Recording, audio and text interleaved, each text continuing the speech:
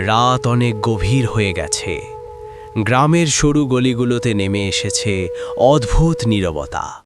দূরে কোথাও কুকুরের ডেকে ওঠা আর ঝিঝি পোকার শব্দ ছাড়া আর কিছুই শোনা যাচ্ছিল না। গলির মোড়ে ছোট্ট একটা চায়ের দোকান। কাঁপতে থাকা লণ্ঠনের হলুদ আলোয় দোকানটা মৃদু ঝলমল করছিল। কাঠের বেঞ্চে বসেছিল দুইজন মানুষ। শিবা, তুই কি কখনো এই পুরনো পিপল গাছটার নিচে রাতের বেলা দাঁড়িয়ে দেখেছিস? মানুষ বলে সেখানে সাদা শাড়ি পরা এক মহিলা দেখা যায়। শুনেছি সে নাকি ওই ভাঙা জমিদার বাড়ির মেয়ে। বহু বছর আগে তার মৃত্যু হয়েছিল, কিন্তু ঠিকমতো দাহ করা হয়নি। তাই নাকি তার আত্মা এখনো ঘুরে বেড়ায়। হ্যাঁ রে, আমার এক চাচাতো ভাই একদিন গভীর রাতে ওই রাস্তা দিয়ে যাচ্ছিল। হঠাৎ কেউ তার নাম ধরে ডাকল। সে পিছনে তাকিয়ে দেখল কেউ নেই, কিন্তু পায়ের কাছে ঠান্ডা বাতাসের ঝাপটা লাগল। তারপর কয়েকদিন সে জ্বরে পড়েছিল। মানুষ গল্প বানায় ঠিকই, কিন্তু গ্রামের রঘুবীরকে তো মনে আছে যে নেশা করে ওই পুরনো জমিদার বাড়িতে ঢুকেছিল। সকালে তাকে চৌপালে পাওয়া যায়, পুরো পাগল হয়ে গেছে। চায়ের ধোঁয়া আর কুয়াশার মাঝে কথাবার্তা চলছিল। ঠিক তখনই কারো পায়ের শব্দ শোনা গেল। তাদের তৃতীয় বন্ধু এসে বসল। মুখটা ক্লান্ত আর ভয়ের ছাপ যেন এখনও রয়ে গেছে।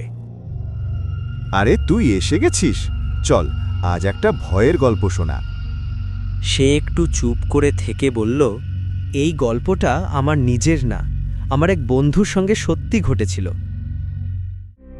পশ্চিমবঙ্গের জঙ্গলে ঘেরা একটা ছোট গ্রাম আছে, নাম ভৈরবপুর। দিনের বেলা গ্রামটা খুব সাধারণ লাগে। মাঠে চাষ করছে কৃষকরা, চৌরাস্তায় বসে আছে বয়স্ক লোকেরা, আর কাঁচা রাস্তায় দৌড়াচ্ছে বাচ্চারা। কিন্তু রাত হলেই বদলে যায় সব কিছু।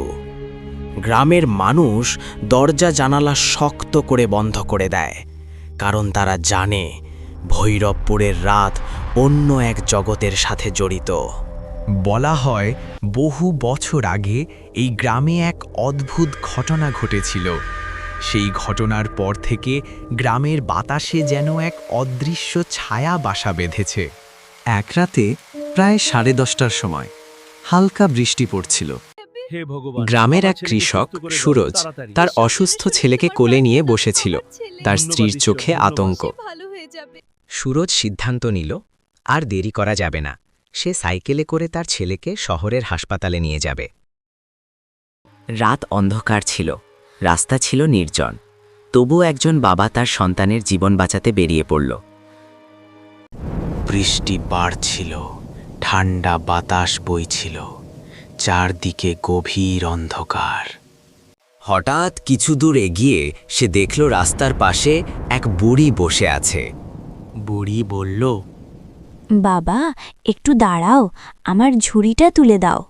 আমার ছেলে খুব অসুস্থ, আমাকে দ্রুত হাসপাতালে যেতে হবে। বুড়ি আবার অনুরোধ করল। শেষে সুরজ ঝুড়ি তুলতে এগোল, কিন্তু সে অবাক হয়ে দেখল সেখানে কেউ নেই। ভয় পেয়ে সে দ্রুত সাইকেল চালিয়ে এগিয়ে গেল। হঠাৎ সাইকেলের পুরনো চেন খুলে মাটিতে পড়ে গেল। সে নিচু হয়ে চেন লাগাতে যাচ্ছিল। ঠিক তখন সামনে দাঁড়িয়ে আছে এক মহিলা, দেখতে ঠিক তার স্ত্রীর মতো। মহিলা বলল, আমি একটা ছায়াকে দেখেছি, খুব ভয় পেয়েছি। তুমি বাবুকে আমাকে দাও, আমি ধরে রাখি, তুমি সাইকেল ঠিক করো। সুরজ ভাবল সত্যিই হয়তো তার স্ত্রী এসেছে। সে নিজের অসুস্থ ছেলেকে সেই মহিলার হাতে তুলে দিল। কিন্তু কিছু দূর যাবার পর হঠাৎ তার মনে সন্দেহ হলো। সে পিছনে তাকালো আর তার বুক কেঁপে উঠল। ওটা তার স্ত্রী নয়, ওটা ছিল গ্রামের সেই কুখ্যাত ছলাভা, যে মানুষের রূপ নিয়ে মানুষকে ধোঁকা দেয়। তার কোলে ছিল সুরজের ছোট্ট বাবু। সুরজ পাগলের মতো দৌড়াতে লাগল। ঠিক তখনই দূর থেকে একটা মোটরসাইকেলের তীব্র আলো এসে পড়ল। হেডলাইটের আলো পড়তেই ছলাভাত চিৎকার করে ধোঁয়ার মতো মিলিয়ে গেল। বাবু মাটিতে পড়ে গেল। সুরজ দৌড়ে গিয়ে ছেলেকে বুকে জড়িয়ে ধরল। তার চোখে জল। সেই রাত ভৈরবপুর গ্রামের ইতিহাসে চিরদিনের জন্য থেকে গেল, কারণ সেই রাতে প্রমাণ হয়ে গিয়েছিল ভয়ের থেকেও শক্তিশালী হল একজন বাবার ভালোবাসা।